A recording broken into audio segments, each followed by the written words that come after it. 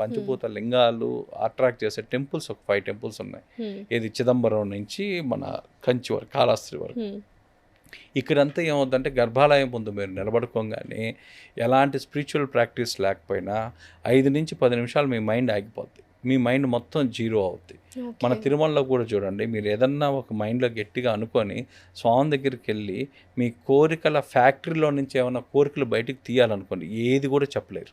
అలా చూస్తూ స్వామి ఉండిపోతాం దర్శనం అలా స్వామివారిని. చూస్తూ అలా వెనక్కి వచ్చేస్తారు. అంతే.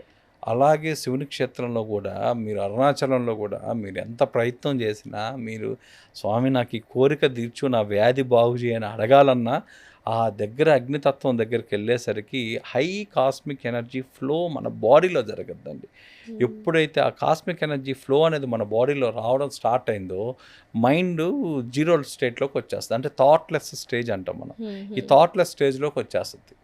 టోటల్ మన ఆలోచనలన్నీ గ్రౌండింగ్ అయిపోతాయి. ఓకే. అప్పుడు మీకు అసలు ఏం చేస్తున్నారని ఒక ట్రాన్స్లో ఉంటారు. ఎప్పుడు దాకా ఉంటారు? ఆలయ ప్రాంగణంలో, ఆ గర్భాలయంలో నుంచి బయటకు వచ్చేదాకా ఉంటారు. సో అప్పుడు కోరుకోమేమి. సో దీనికి అది